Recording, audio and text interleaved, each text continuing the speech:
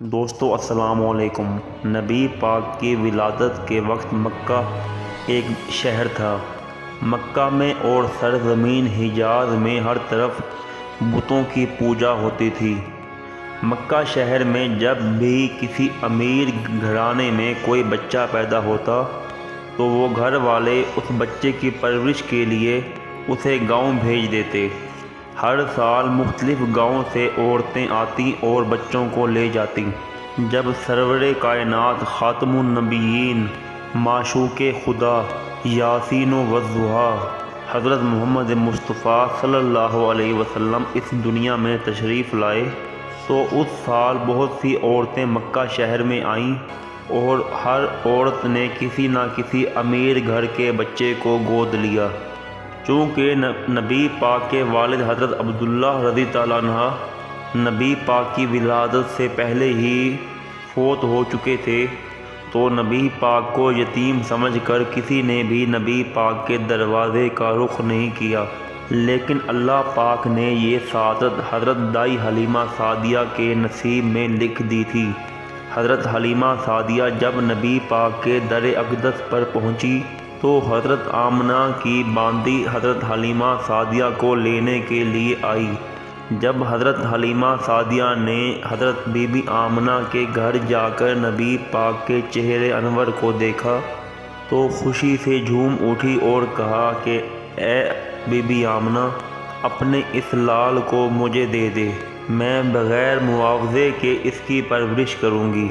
Be be Amna نے نبی پاک کو دائی حلیمہ کے حوالے کر دیا۔ حضرت حلیمہ سعدیہ جس اونٹنی پر سوار ہو کر آئی تھی وہ بہت لاغر اور کمزور تھی، لیکن جب نبی پاک کو لے کر دائی حلیمہ اونٹنی پر سوار ہوئی تو اس اونٹنی میں اللہ کی طرف سے برکت آ گئی اور وہ سب سے تیز چلنے لگی۔ آج ہم اسی بارے بات کریں گے کہ حضرت حلیمہ سعدیہ کون تھی اور بہت سے سوالوں کا جواب دیں گے۔ حضرت حلیمہ سعدیہ عبداللہ بن حارث کی بیٹی اور حارث ابن عبد العزیٰ کی بیوی تھی۔